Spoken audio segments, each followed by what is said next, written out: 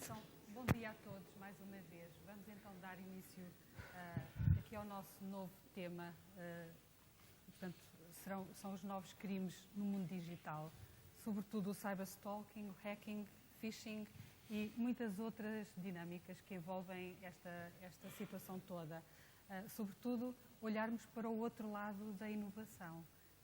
Nós ouvimos durante o painel da manhã falar muito em segurança, em privacidade, em confidencialidade, em tudo isso que é aquilo que nos dá ou não a segurança para utilizar as comunicações, as TIC, mas agora não queria dizer mergulhar, mas vamos entrar num mundo em que realmente se vê que as coisas acontecem e como é que se lida com todas essas falhas e com as vulnerabilidades. Quem é que está por trás do lado bonito de tudo o que é inovação?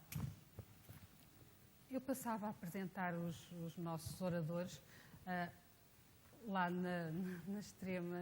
naquela extremidade temos o Dr. Rogério Bravo, é inspetor-chefe na Polícia Judiciária, na área da criminalidade informática, é representante da PJ em alguns grupos internacionais de trabalho, nomeadamente no European Working Party in IT Crime da Interpol, tem imensa obra publicada nesta matéria, é mestrando em Direito e em Guerra da Informação. Eu passo-lhe de imediato a palavra. Se faz favor. Muito obrigado.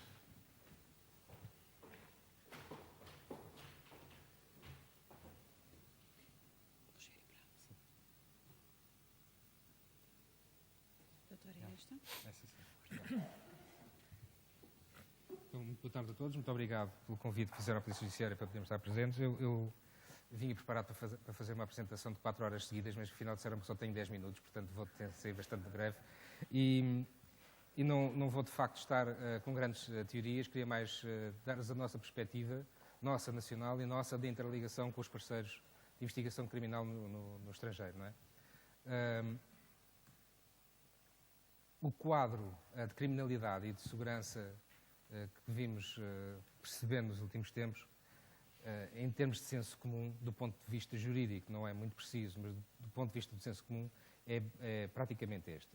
As pessoas percepcionam que há crimes contra as pessoas, nomeadamente as pedofilias na internet, as injúrias, calúnias, contra o património, um exemplo é o phishing, ou contra dados e informação. E esta parte dos crimes contra dados e informação é que, por muito que se legisle, se não houver formação e se não houver aquilo que os ingleses gostam muito de chamar o awareness, isso é que é mais difícil de conseguir.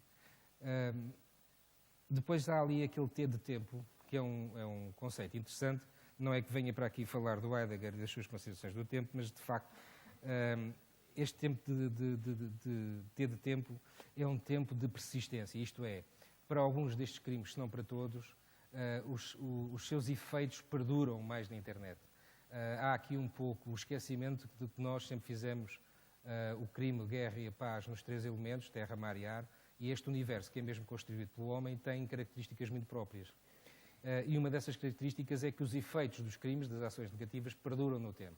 Basta ver para as vítimas destes crimes e do tempo que têm para resolver ou para apresentar uma queixa, ou depois do decurso do tempo para poder mesmo sanar esses efeitos, ou mesmo na parte, por exemplo, se quiserem pensar das pessoas que são afetadas na sua imagem pessoal, ou mesmo nas questões de pedofilia, ou as imagens ficam a circular. Portanto, há uma série de efeitos que perduram no tempo de uma forma diferente do tal mundo analógico. A outra parte tem a ver com a velocidade a que ocorre. De facto, estes atos, seja em qualquer destes pontos dos vértices, ocorrem muito mais depressa. E depois, a última ideia é que nestes contradados e informação, em breve, muito possivelmente, nós teremos que equacionar, em termos de criminalidade, questões como a falta de qualidade de informação. Eu vou-vos dar um exemplo. Bem, olhando para as expressões de muitos de vós, eu já tenho algumas semanas também, na minha infância, de facto, na altura do Carnaval, as bombinhas da China eram um plus. Eu gostava das bombinhas da China. Como sabem, sendo material explosivo agora é passível de apreensão. Já não há bombinhas da China, não há outros tipos de petardos de Carnaval, mas no YouTube, por exemplo, em português brasileiro e em inglês, há filmes a ensinar a fabricar em casa dispositivos pirotécnicos e mesmo explosivos. Nós temos feito alguma experiência junto de alguns adolescentes com algumas boas notas escolares em termos de química, e quando colocamos as questões, olha, como é que se pode fazer isto? E eles respondem, sabem responder. Portanto, vamos ao Pingo Doce e vamos buscar o produto Y e o X e podemos extrair daí os princípios para construir. Isto é um problema de qualidade de informação, porquê? Não só porque eles podem desencadear novas ameaças, de facto, como esta tendência psicológica para acreditar no que se vê, e os filmes no YouTube corre sempre tudo bem, podem transportar perigos escondidos. Isto é, ser passado um filme com ou sem legendas, em que o adicionar os componentes corre bem, tem um resultado final que não tem nenhum efeito negativo, mas efetivamente podemos assim induzir pessoas em erro e fazer com que o incidente possa ocorrer dentro de casa. Esta é uma das perspectivas da questão da qualidade de informação, que não é muito discutida ainda e que também tem a ver com esta parte, que é, do ponto de vista da engenharia, costumam dizer que a segurança e a segurança de informação resulta da inter-relação de tecnologia, pessoas e processos. Mas para o utilizador, para o cliente, a parte da credibilidade é que tem o seu quê? Por exemplo, se pensarem em termos de phishing, muitas das vítimas caem no ogro por acreditarem na bondade do logotipo que vem associado em muitas das mensagens, ou na aparência de credibilidade que os sites de phishing têm. Portanto, esta questão da credibilidade também tem uma dupla vertente. Por um lado, as pessoas poderem ser afetadas por essa via, por acreditarem naquilo que estão a ver. E, por outro lado, a ausência ou a notícia cada vez maior de casos de crimes nas tecnologias de informação, processamento e comunicação podem demorar a adesão de uma massa de pessoas às novas tecnologias em termos de mercado. Por outro lado, também temos que ver que, à medida que essas pessoas nós todos vamos aderindo a estas tecnologias de informação, processamento e comunicação, vamos também ficando dependente delas. A nós parece-nos que, enquanto não houver uma dependência mais pura, que eu quero dizer com isto, a título de exemplo, se amanhã houver um ataque massivo, como quiser, à banca portuguesa, em termos de banca eletrónica, leia-se, com certeza que vai funcionar mal, mas as pessoas ainda têm os balcões do mundo real para se socorrerem deles, não é? Vai funcionar mal porque há uma afluência não esperada, com certeza que o número de dinheiro disponível não estava pensado para essa afluência de clientes, mas ela não colapsa, vai funcionar mal. Mas quando as pessoas estiverem totalmente dependentes das tecnologias, sejam em áreas ou setores determinados, aí sim acontecem duas coisas. Primeiro é que, se houver uma disrupção, pode haver mesmo situações de calamidade. E, por outro lado, esta questão da credibilidade depois poder novamente cair. O que é que estamos a ver neste momento na Interpol? Há esta questão, isto para terminar, esta questão do vosso lado esquerdo, que é um modelo tradicional, portanto é uma máquina cliente e uma máquina servidora, com software cliente e software servidor, e depois do vosso lado direito, aquilo que se perspectiva ser a cloud computing. Aquelas rodinhas vermelhas, que em princípio seriam pontos de cobrança, por exemplo, para quem defende os direitos de autor, este esquema é ideal para combater a pirataria, já que as aplicações passam para a nuvem, a parte de stores passa para a nuvem, portanto haveria, e também se pensarem em filmes, em músicas e tudo mais, haveria aí assim uma espécie de acerto de contas com a situação atual, mas aquilo que essa experiência tem ensinado e que nos leva a preocupar é que a motivação, a oportunidade e tempo que o crime organizado põe, se olharem para os sítios onde colocamos cada uma desses sinais, nós vamos pagar mais, porque temos também que pagar o sítio onde vamos pôr os nossos documentos, pagamos pelas aplicações elas próprias, pagamos pelo acesso à nuvem e a médio prazo, talvez, o tempo de processamento e o poder computacional serão, com certeza, serviços a ser vendidos. Onde está o dinheiro? Está o crime organizado. Portanto, como podem perceber, à medida que crescer em importância económica a venda destes serviços, o crime organizado certamente irá estar presente. E, portanto, esta parte de baixo dos terminais, que são a preocupação do futuro, não só porque já praticamente todos os sistemas operativos dos terminais de comunicações já revelaram fragilidades para infecções, mas perspectiva-se nesta parte que, por muita tecnologia que haja, se o utilizador se o consumidor não estiver, de facto, alerta para as circunstâncias em que tem que fazer o uso das suas aplicações, com certeza que terá alguns problemas. Eu terminei a minha apresentação. Muito obrigado pela vossa atenção.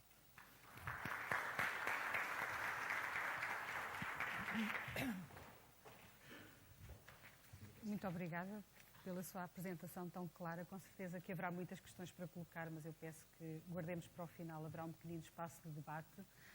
E agora passava a palavra ao nosso segundo orador, Dr. Manuel Lopes Rocha.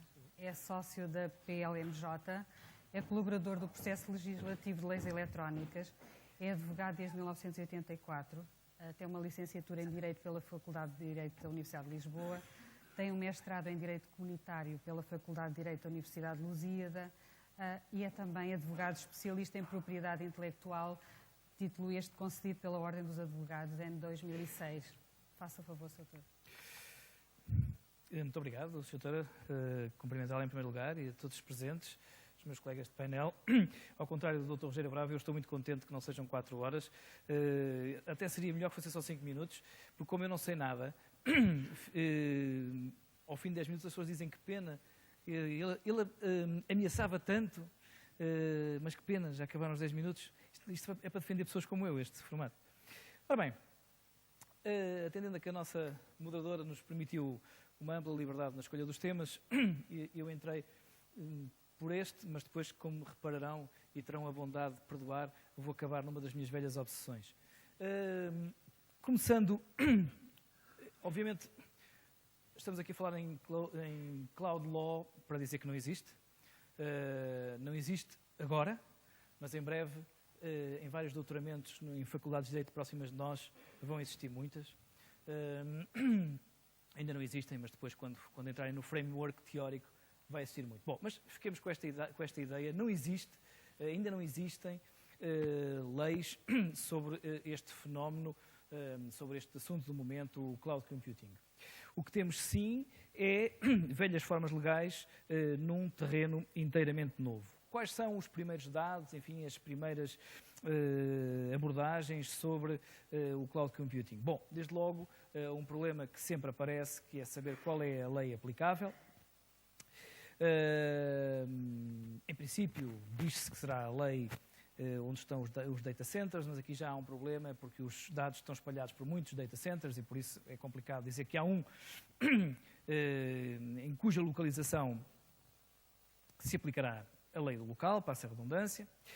E depois todos nós sabemos o que tem acontecido em alguns casos prévios, como o caso do Yahoo no Brasil, como o caso do Yahoo na Bélgica, o caso da Google no Brasil, em que os tribunais locais pretenderam aplicar também a lei local e estas entidades, estas empresas defenderam sempre dizendo que deveria ser aplicada a lei americana.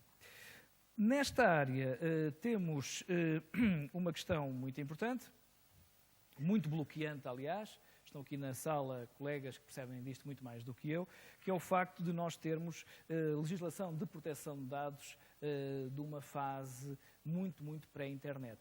Até é quase fase pré-computadores pessoais. Como sabem, ainda hoje vivemos numa matriz que vem dos anos 70, de uma lei alemã, a matriz francesa da Commission Nationale Informatique et Liberté, e, portanto, esse é um problema que pode ser grave no ambiente cloud.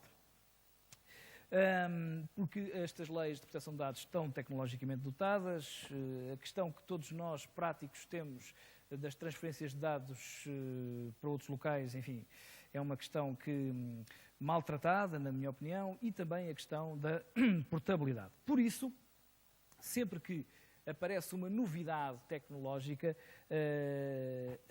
a imediata resposta, a imediata defesa é a redescoberta da soft law. Lembram-se aqueles que acompanharam o desenvolvimento do incipiente, agora não tão incipiente assim, direito da internet, em que se começou por fazer fé nos códigos éticos das várias entidades e hoje em dia, como sabem, o que temos mais é direito da internet. Evidentemente que, para além dos códigos que começam a ser editados um pouco por todo o mundo para, de alguma forma, criar um normativo para o ambiente cloud, temos também a redescoberta, enfim, do contrato no qual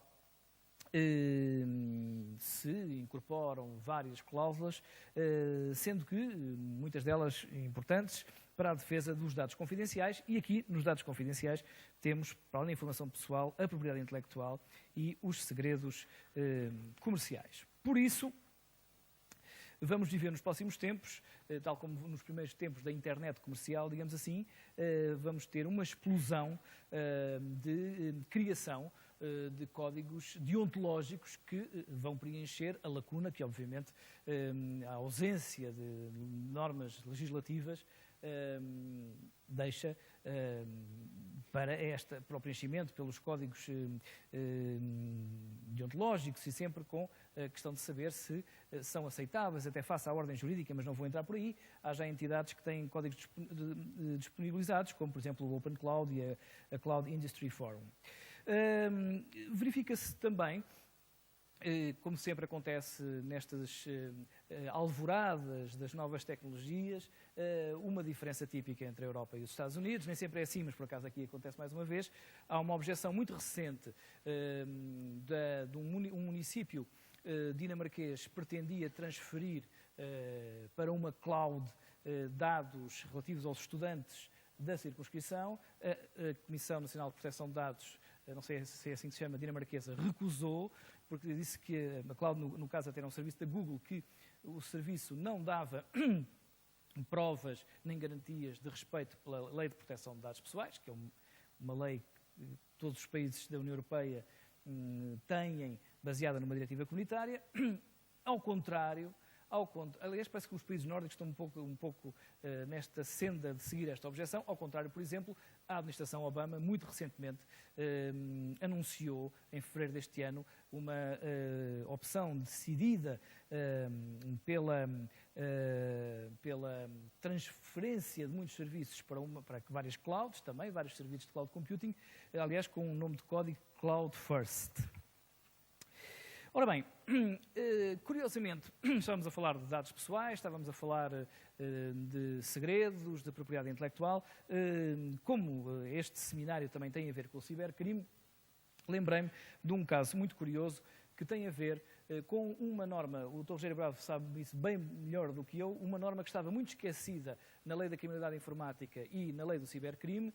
É uma norma, o artigo é o artigo 6º, que é o acesso indevido, que era uma norma sobretudo feita para punir os jovens hackers que entravam sem autorização nos vários sistemas. Curiosamente, como este artigo permite punir aqueles casos em que, através do acesso, o agente tem acesso a segredos, esta norma é muito importante. Ou seja, também, apesar de tudo, dentro do direito penal, um ramo do direito altamente sujeito ao princípio da tipicidade, temos uma norma extremamente auxiliar dos dados da realidade atual. Ou seja, em que a importância do segredo é muito importante. Quer dizer, peço desculpa da redundância, quem anda nos tribunais, e só por isso posso falar, sabe que cada vez há mais casos em que há uma procura do agente do crime do segredo, e muitas vezes o agente do crime é alguém que faz parte da organização. Quando se fala dos segredos, estamos a falar de informação pessoal,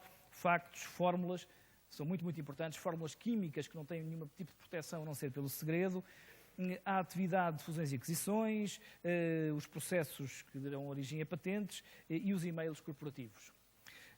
Há muitos casos, muitos, enfim, não direi, mas há bastantes casos, surpreendentemente, nos tribunais portugueses sobre o segredo. E reparem, a constante contradição nacional, o crime de aproveitamento do segredo é punido só com pena de prisão até 1 ano. Ou seja, atividades que podem dar origem a prejuízos e a danos nas empresas e no Estado incomensuráveis têm esta moldura penal de 1 ano de prisão. E isto remete para uma outra vulnerabilidade local que não está nas redes nem nos computadores, mas para a qual me permitia chamar a atenção, e eu agora creio que vou deitar um bocadinho de gelo sobre esta assistência, e cá está uma das minhas obsessões.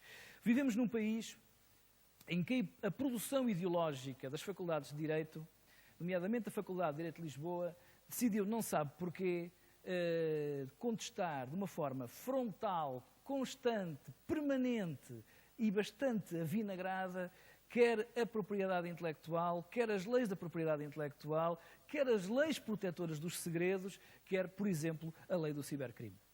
E fazem-no a 2 níveis. Isto é extraordinariamente grave. Dirão, bom, mas isso é só para chumbar meninos na faculdade. Não, o problema é que eu ainda ontem recebi um acórdão do Supremo Tribunal de Justiça influenciado por esta ideologia dissolvente, em que, curiosamente, o erro é dogmático.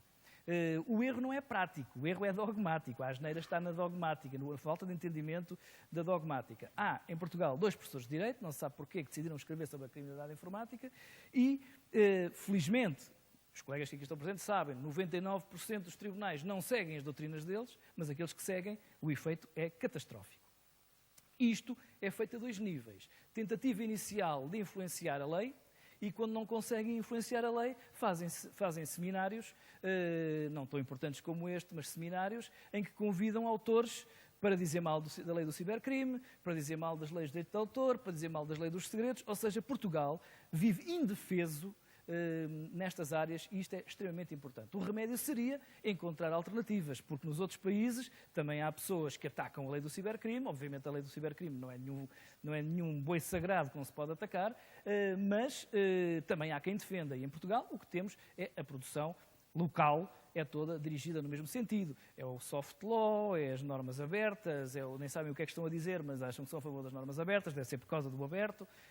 E, enfim, esta é uma vulnerabilidade grave para a qual chama a atenção. Chama a atenção para Vossas Excelências lerem os livros e os textos e os seminários e os enunciados do que lá está e as mesas redondas e vai dar sempre tudo ao mesmo. Numa primeira fase, tentativa de influência da lei, vejam as leis de propriedade intelectual em Portugal, todas destruídas por dentro, cheias de cavalos de Troia, e depois, numa segunda fase, a tentativa de criticar do ponto de vista ideológico. Bom, o que é que isto significa? Significa que a nossa jurisprudência, e com isto termino, é titubeante. Ou seja, temos muitos casos em que, curiosamente, é bom que se diga que os tribunais começam a perceber que não existem só catálogos legais onde estão as leis de propriedade intelectual, que existe também um valor muito importante no segredo, na fórmula, naqueles instrumentos difusos que, no entanto, fazem a riqueza e a importância das empresas. Há tribunais que permitem já providências cautelares, até em casa, dos requeridos para ir buscar as fórmulas que eles trouxeram das empresas. Depois ficam muito surpreendidos porque é que a polícia entrou em casa. Isso, no fundo, são só fórmulas. Pois é. Mas há outros, nomeadamente alguns tribunais superiores, que demonstram uma enorme dificuldade em perceber isto e, obviamente, também não podemos atacar os magistrados porque, quando eles vão ao mercado, às livrarias, o que têm é esta literatura dissolvente, feita por pessoas que não sabem o que estão a fazer, outras sabem muito bem o que é que querem e outros, como sempre acontece na vida, são os chamados idiotas úteis. Alguns deles são menos úteis que outra coisa. Muito obrigado.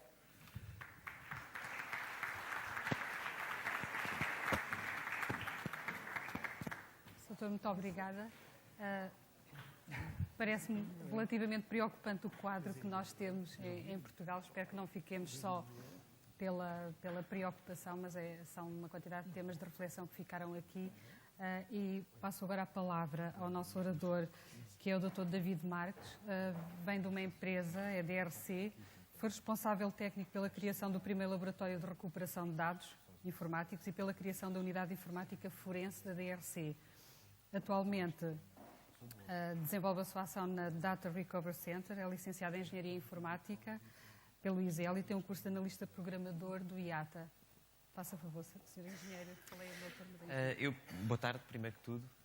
Eu gostava só de, muito rapidamente, fazer uma pequena introdução de quem é a Data Recovery Center, provavelmente alguns conhecem, mas outros não conhecem.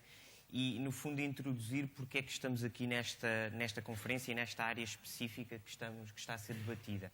A Data Recovery Center é uma empresa que foi fundada em 1989, portanto já está no mercado há cerca de 20 anos, sempre ligada desde o seu início à área das tecnologias de informação.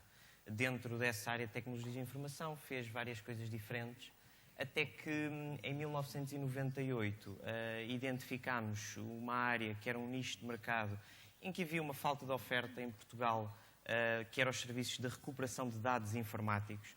A informática começava a ganhar alguma relevância, alguma preponderância nas empresas e os dados armazenados também, E isso criou, portanto, esta necessidade, dado que os laboratórios que existiam na altura eram apenas laboratórios ingleses, então decidimos criar aquilo que foi o primeiro laboratório de recuperação de dados informáticos cá em Portugal. A partir daí, a partir de 1999, dedicámos exclusivamente a essa área. Entendemos que o nicho de mercado era excelente, então houve uma dedicação exclusiva. Até que com o progredir, quer interno, quer também das próprias necessidades do mercado e das próprias necessidades dos nossos clientes, acabámos por, em 2006, enverdar por outra área, aquilo que chamámos a área de informática forense. Em Portugal, é um termo que nós decidimos adotar. Em inglês existe um termo generalista, que é o Computer Forensics. Em português, há quem fale em auditorias, há quem fale em investigações. No fundo, o objetivo acaba por ser semelhante. É óbvio que o conhecimento sobre sistemas de armazenamento que já existia pela outra área em que trabalhávamos acabou por ser preponderante para abrirmos esta nova unidade de negócio que estava focada no pós-incidente, não é? A área de investigação pós-incidente. Novamente, com o progresso da própria empresa e com novos requisitos que nos foram colocados também muitas vezes por alguns clientes, então acabámos por, em 2009, abrir outra unidade que tinha a ver então com a área de auditorias e monitorização, e passámos a não trabalhar apenas no pós-incidente, mas começámos a trabalhar também na área preventiva, e neste momento estas são as 3 áreas em que nos focamos. Porque é que consideramos que esta área, mesmo a área pós-incidente, é uma área importante, e é importante que as empresas hoje saibam lidar com a situação pós-ocorrência de um problema de segurança? Existem aqui três razões que são fáceis de entender. O crescimento exponencial, não é, dos meios digitais. Enquanto, provavelmente, há 2 décadas, quando existia algo para analisar, íamos ao arquivo, onde tínhamos lá um conjunto de dossiês com uma série de documentos, e estes documentos eram analisados. Hoje em dia isso mudou. Não é? Isso mudou. Todos estes arquivos hoje em dia são guardados em suportes digitais. Portanto, quando surgem problemas ou incidentes, estamos a falar de uma área que mostra a realidade do incidente, do problema, e os ataques vão ocorrer. Isso é garantido. Tanto que, por exemplo, este estudo que eu recorri, um estudo feito por esta empresa Solera Networks, mostra que a maioria das empresas espera sofrer um incidente de segurança significativo.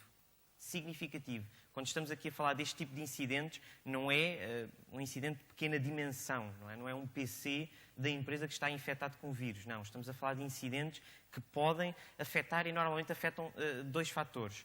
Um é o fator financeiro. Existem perdas financeiras associadas a estes incidentes. O segundo fator é o prejuízo na imagem que isso pode causar nas empresas. Há pouco se falou muito sobre a questão da confiança e como é que se faz este relacionamento entre a confiança e até os investimentos que são feitos, mas a realidade é que existe, e isso causa também depois perdas financeiras. E destas empresas que responderam a este estudo, 35% já sofreu um incidente significativo nos últimos 3 anos. Alguns deles até têm sido a nível internacional, têm aparecido aí nas notícias com fugas, muitas vezes fugas de dados de cartão de crédito, fugas de registros médicos. Existem até estudos que mostram muitas vezes o valor de cada um destes registros perdidos. Obviamente, quando existe este tipo de fugas de informação, não se perdem 2 ou 3 ou 10 ou 20. São milhões e milhões de registros que são perdidos, e existe uma perda financeira muito, muito grande. Enquanto que, para mostrar que isto é uma realidade com que nós todos nos vamos ter que confrontar, 82% daqueles que responderam a este inquérito espera sofrer este tipo de incidente nos próximos 3 anos. Aqui surge 2 problemáticas que nós identificamos. A primeira é a problemática na relação entre a estratégia e a tecnologia. Ou seja, a tecnologia existe, a tecnologia é muito boa, e os fabricantes e os integradores têm desenvolvido ferramentas excelentes. E normalmente estas ferramentas, se repararmos na maioria dos casos, são ferramentas que atuam na área preventiva. A questão aqui é muitas vezes a estratégia. A estratégia, ou seja, a forma como essas ferramentas são utilizadas, e se só são utilizadas na questão preventiva. Isto porquê? Porque se apenas focarmos a nossa estratégia na questão preventiva, então estamos a pressupor que as ferramentas ou as tecnologias preventivas que temos vão ser suficientes para não sofrermos ataques ou pelo menos controlar esses ataques. O problema é que os estudos mostram o contrário. É que quando os ataques existem e quando eles conseguem furar, não é, essas estratégias preventivas, então existem problemas sérios. Portanto, há aqui esta problemática, ou seja, novamente a problemática da preparação versus a prevenção. A maioria das empresas, através deste mesmo estudo que eu citei há pouco, demonstrou claramente que a maioria dos seus investimentos nos próximos anos vão ser em métodos preventivos. Firewalls, sistemas de monitorização e tantos outros. A questão, muitas vezes, é a falta de preparação que existe para quando o incidente ocorre. Ou seja, para quando essa estratégia ou essa tecnologia preventiva não funcionou. E por isso o estudo mostrou que, por exemplo, 52% das empresas não está preparada para os incidentes. E quando o incidente ocorre, 64% não têm ferramentas ou capacidade para determinar a amplitude da situação. Enquanto, mais grave, 20% dizem que é simplesmente impossível determinar a amplitude da situação. Isto leva-nos a que entendamos que a estratégia tem que passar por 3 pilares. Ou seja, a prevenção, sem dúvida que é fundamental e é crítica, não é, para o sucesso, mas não só isso, mas também a detecção. É fundamental detectar o incidente. Enquanto ele não for detectado, não existe nada que possamos fazer para contrariá-lo ou para limitar a sua amplitude. Mas é fundamental existir o 3º pilar, ou seja, a resposta ao incidente. As empresas devem estar preparadas para saber como responder. Quer tenham capacidades internas de fazer isso, quer não tenham e tenham que recorrer a entidades externas, mas devem estar preparadas para saber como responder a esses incidentes. Muito rapidamente, porque o tempo está a terminar, deixo-vos apenas algumas circunstâncias que no mercado empresarial nacional já temos trabalhado. Desde situações de espionagem industrial, de intrusões, de malware, e o malware tem mudado muito também do que era há alguns anos para cá. Hoje em dia é dinâmico, é volátil. Digamos que a maioria do nosso trabalho, e falou-se há pouco e é verdade, a grande maioria das ameaças vêm de dentro da própria organização e, portanto, as atividades indevidas por parte de colaboradores têm sido uma fatia muito, muito grande do nosso trabalho e com certeza continuarão a ser nos próximos anos. Existem mais alguns meios, como por exemplo o cyberstalking, não é? Era uma coisa que talvez não pensássemos, afinal existe mais do que nós pensamos, não é? As ameaças hoje em dia deixaram de passar do face a face para meios digitais e é bom entender como é que se pode responder a esse tipo de ameaças. Agradeço a vossa atenção.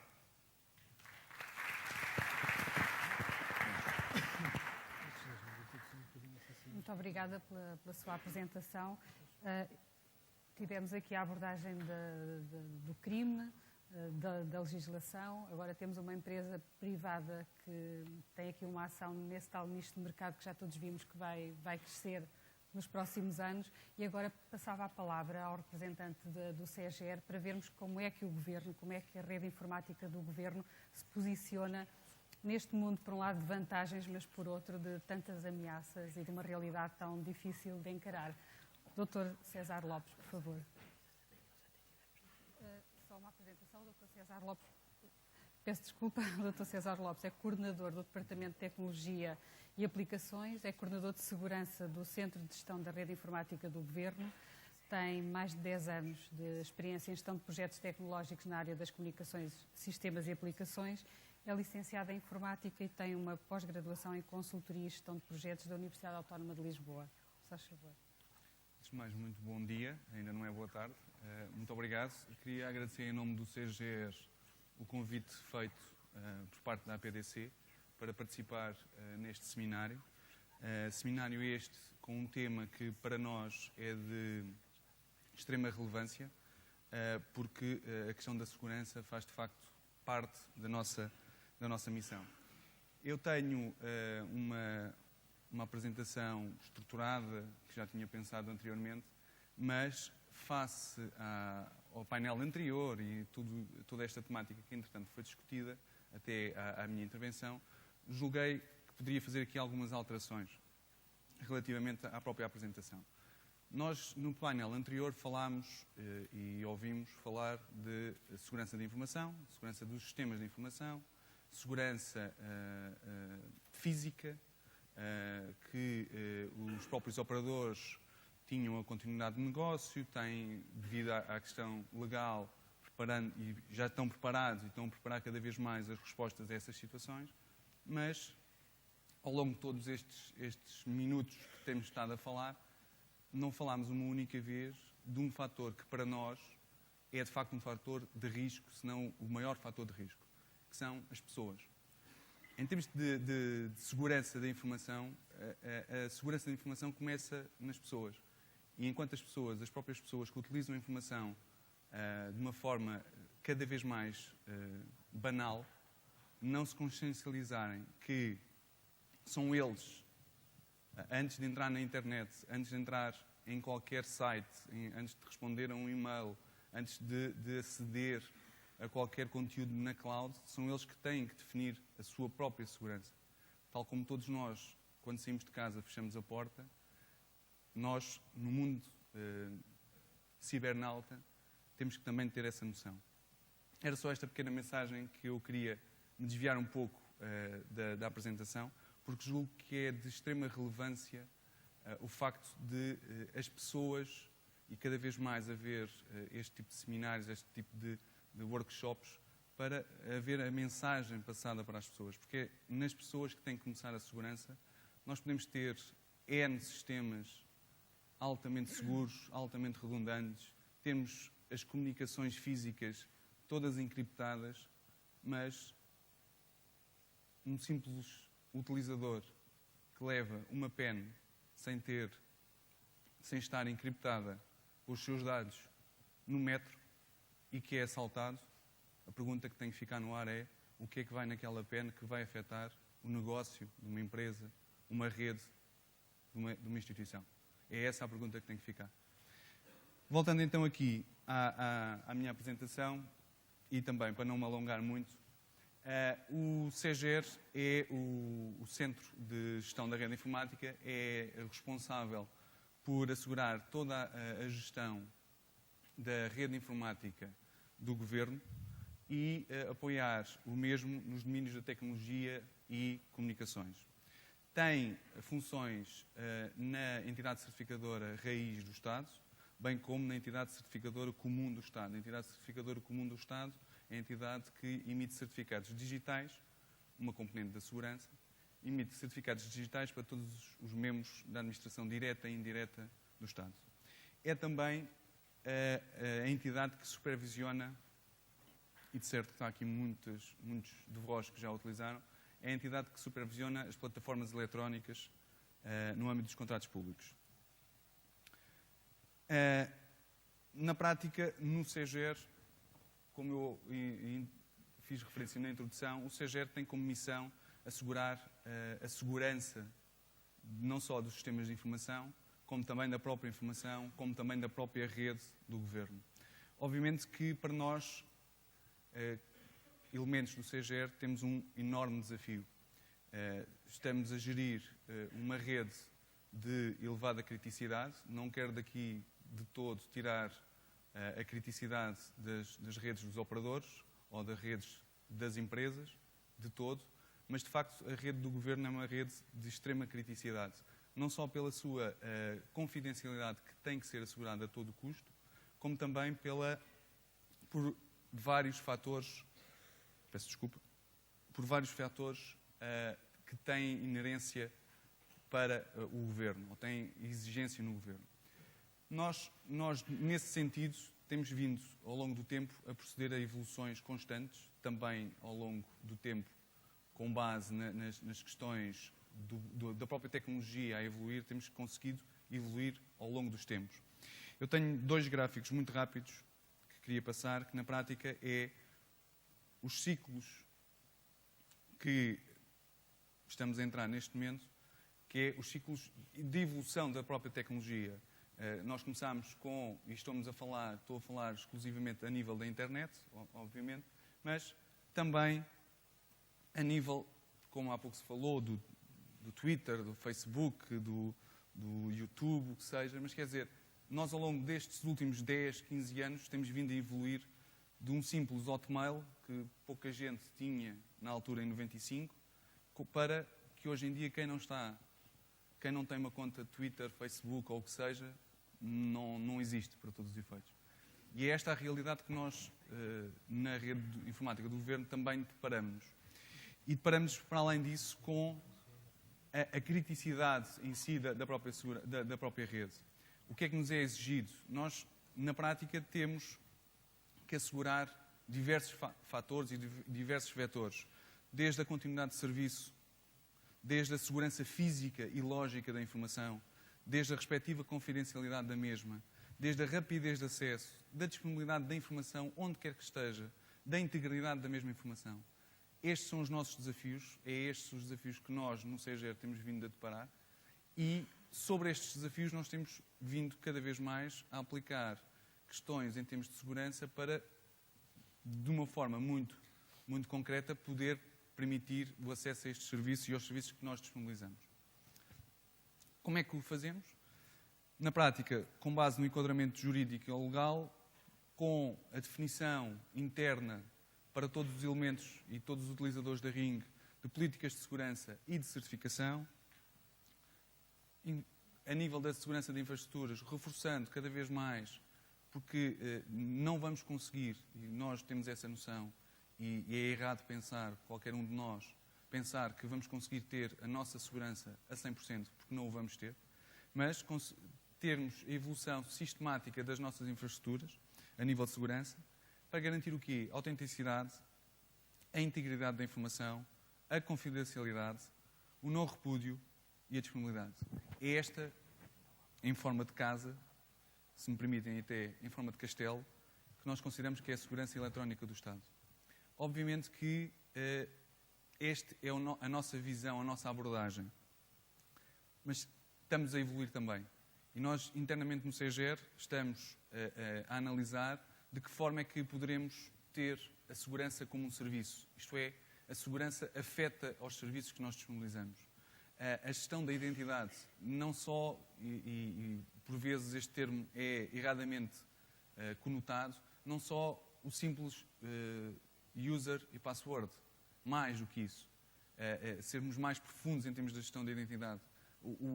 Se eu perguntar na sala quantos de nós temos telemóvel com ligação à nossa rede da empresa, de certo, cerca de 90% a 99% vão dizer que sim. Se eu perguntar numa pergunta a seguir quantos de vós têm PIN para entrar no telefone, se calhar não vamos conseguir ter esse rácio. Não vamos conseguir ter 90% a terem PIN para aceder à rede e ao seu e-mail. E isto é claramente uma fuga de serviço. É uma fuga de segurança e que, mais uma vez, começa a nível das pessoas.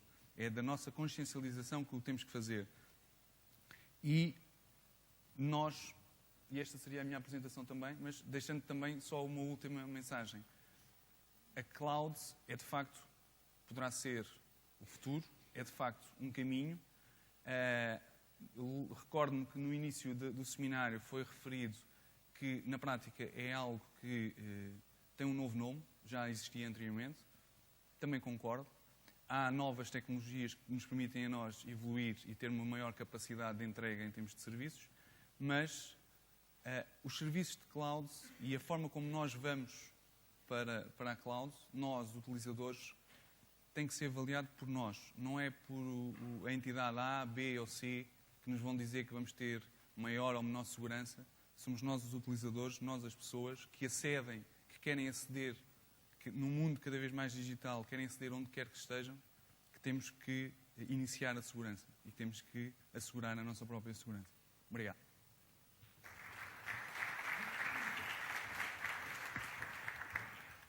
Muito obrigada, Dr. César Lopes. E eu aproveitava realmente o final desta apresentação para lançar a primeira questão exatamente ao Dr. César. Como é que o CGS se posiciona neste novo modelo de funcionamento e face à virtualização dos sistemas e das tecnologias de informação como uma inevitabilidade e, obviamente, com todos os cuidados em termos de segurança e todos esses aspectos que são críticos, face sobretudo à informação que transita na rede, ou como uma oportunidade, com uma série de desafios, com uma abrangência que novamente se apresenta ao CEGER? Qual é realmente a posição do CEGER nesta matéria? É assim, nós no CEGER, a posição do CEGER é relativamente à questão da cloud, propriamente dita, obviamente, e da virtualização dos sistemas e da segurança dos sistemas. Nós temos estado a fazer alguns estudos e abordagens nesse sentido. Temos conseguido chegar a algumas conclusões. Há pouco estava-se a referir a questão do estudo e passamos para a prática. Nós, felizmente, também os estudos não têm a dimensão que muitos dos que foram referidos, mas temos conseguido chegar a conclusões, temos conseguido implementar algumas ações, nomeadamente em termos de virtualização de sistemas, em termos de virtualização de serviços, com o intuito de virtualizar os próprios serviços e assegurando também aqui esta abordagem que eu anteriormente referi, do serviço ter a sua própria segurança, a sua própria restrição em termos de acessos e, obviamente, que a cloud, para nós, é algo que está lá, existe. Vamos ver o que é que vai evoluir, de que forma é que vai evoluir. Para nós internamente julgamos que os serviços que nós neste momento já disponibilizamos e da forma como os disponibilizamos permitem o pleonasmo, mas nós já temos uma própria cloud. Por isso, é evoluir dentro da nossa própria realidade para garantirmos maiores serviços. Muito bem. Eu tenho uma questão aqui para o engenheiro David Marques. Seguramente nessa área de negócio tem alguma articulação com o setor público também, com o setor que investiga o crime. Presumo eu, que falou na informática forense. Nessa medida, acho que há uma questão que se coloca a quem trabalha nesta área da investigação do crime, que é como é feita a recolha da prova, como é que é garantida que ela não é manipulada, como é que é levada a tribunal, como é que ela é recebida e confirmada de que ela é inequívoca. Nós temos duas formas de o fazer, quer essa recolha, primeiro que tudo, do meio de prova digital. Fazemos quer ou nas instalações do cliente, não é? Se necessário, muitas vezes devido a determinadas imposições e regras internas, determinada informação não pode sair ou determinados suportes dentro da empresa, e então isso é possível fazer on-site ou então nos nossos próprios laboratórios. Existem meios adequados para obter essa prova, garantindo que a partir desse momento não existe uma manipulação posterior dela.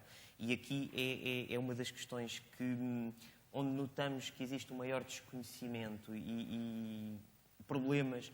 Ou seja, fazendo uma comparação muito simples com o meio físico, é lógico que ninguém pensaria numa cena de um crime normal, ir à cena do crime, pegar na faca, levar para casa, analisar e no outro dia a seguir apresentar em tribunal como meio de prova. Não tinha lógica e ninguém pensaria nisso. Mas a verdade é que no meio digital isso acontece. Porque alguém leva aqueles dados porque precisa de analisar e chegar a algumas conclusões, leva para casa, dá a um amigo que analisa e depois daí se tira conclusões e se apresentam relatórios em tribunal. Então aquilo que nós fazemos é essa garantia do meio de prova. São usados métodos forenses, não existe uma legislação para isso, mas existem manuais e guias de boas práticas para a aquisição ou para as imagens forenses, como nós as chamamos. Elas são como que firmadas com assinaturas digitais, o que permitem garantir que de hoje à amanhã, se for necessário novamente alguém confirmar que a partir daquele ponto em que nós recebemos aquele meio de prova, se houve ou não uma manipulação, portanto, quem fizer essa aquisição de prova novamente vai ter que chegar às mesmas conclusões e esses mesmos, digamos, códigos binários que nós chegamos. E esse é o meio que nós temos, quer de nos proteger a nós próprios, quer garantir a não manipulação da prova, porque todos os relatórios depois vão ser apresentados em tribunal com base nisso. Exatamente. Muito bem, muito obrigada. Para o Dr. Lopes Rocha, eu tenho uma questão, é que não há uma cloud law, como referiu. Se nós estamos numa fase em que supostamente todos os nossos sistemas vão evoluir para trabalharmos em cloud, de que forma é que a legislação que temos é ou não suficiente, ou é suficientemente evoluída, que me parece que não, para nos enquadrar e para gerir todo este universo. Não sei se nos pode... Qual é o futuro? O que é preciso fazer? Ou se o Sr. acha que a base que temos já é suficientemente abrangente, evoluída, para continuarmos? Bem, isso é uma questão muito interessante. Eu, com o risco de consumir o tempo que resta da resposta, ainda temos um bocadinho. Vou ser rápido e conciso e direto, tanto quanto é possível. No século XIX, as leis eram feitas pelo Almeida Garrett e pelo Alexandre Herculano. Coitados, o que é que eles pensariam dos descendentes que hoje fazem leis? E, portanto, a lei tinha um cuidado com a forma.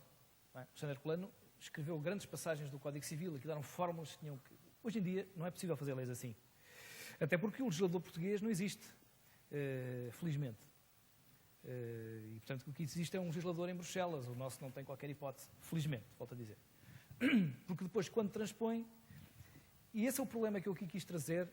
Alguns colegas estavam na sala, riram-se muito, mas eles sabem do que é que eu estou a falar, como dizia o outro. É que nós temos um problema de vulnerabilidade nas leis e nos tribunais. Quer dizer, graças a Deus, a esmagadora maioria dos magistrados ainda não enlouqueceram e, portanto, têm sensibilidade, estudam, a grande maioria, depois evidentemente há casos anedóticos, como em todas as profissões. A questão é esta, nós estamos aqui, estes senhores, todos nós, a falar de coisas muito interessantes, a PDC faz seminários magníficos, mas atenção, em Portugal, o crime de aproveitamento de segredo é punido com 1 ano de prisão.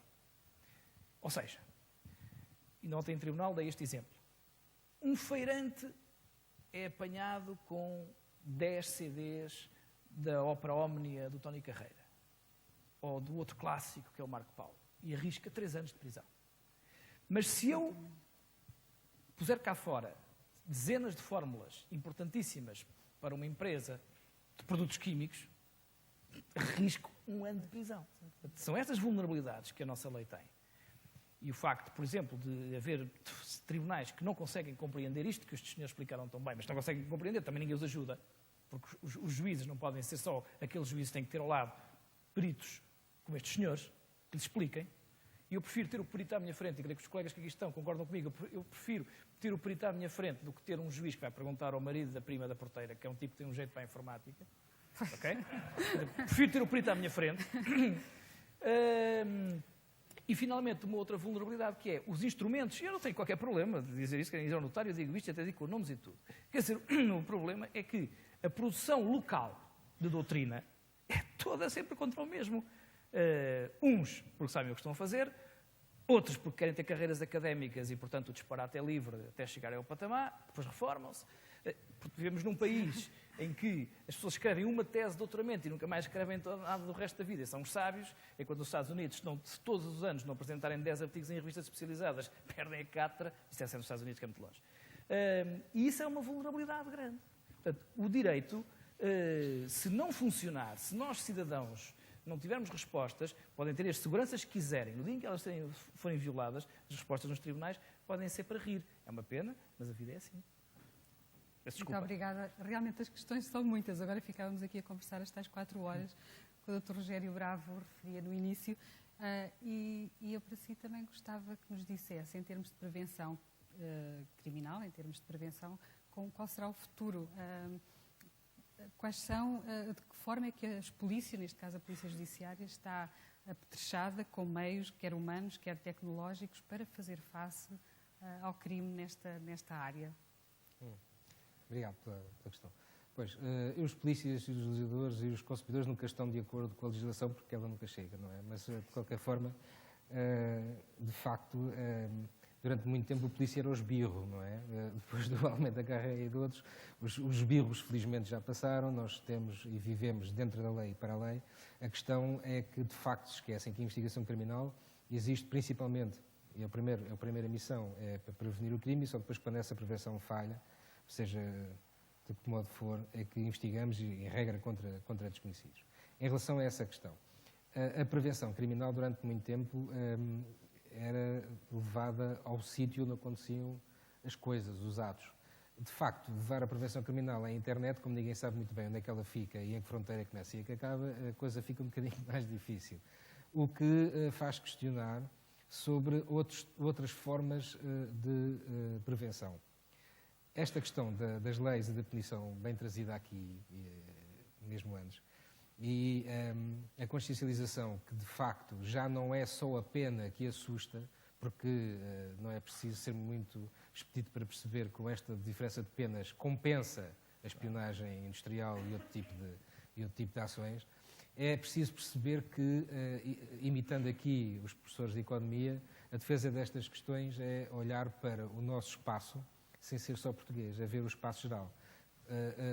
Os consórcios, as colaborações, as parcerias entre empresas, isto é, se nós tivermos uma entrada, uma vulnerabilidade a nível legislativo e depois acompanhada por vulnerabilidades a nível técnico e tecnológico, o que pode fazer é que nós sejamos o furo no chapéu de chuva, isto é, em segurança informática, ou em segurança de informação, para ser mais preciso, estamos todos debaixo do mesmo chapéu, não é? Temos empresas, temos o nosso tecido empresarial que comunica, que tem as suas parcerias.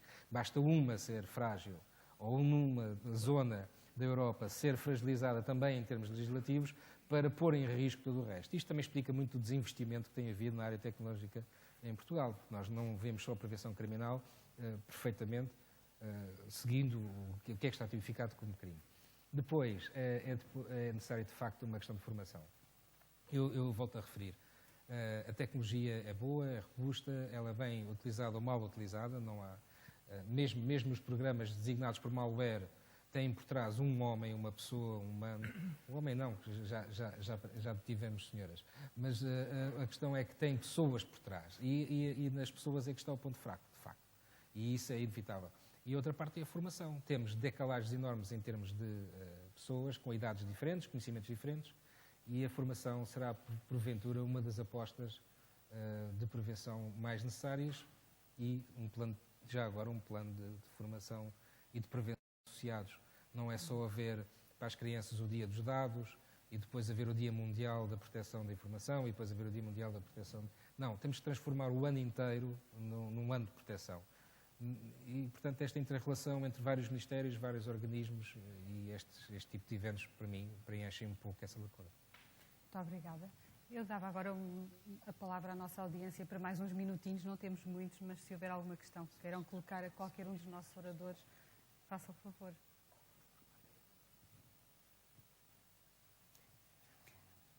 Parece-me que a fome já é superior às questões que se colocam a esta hora, portanto, se não há mais questões, eu dava por terminado. Agradeço muitíssimo aos nossos oradores pelos vossos esclarecimentos, pelas excelentes apresentações. Muito obrigada.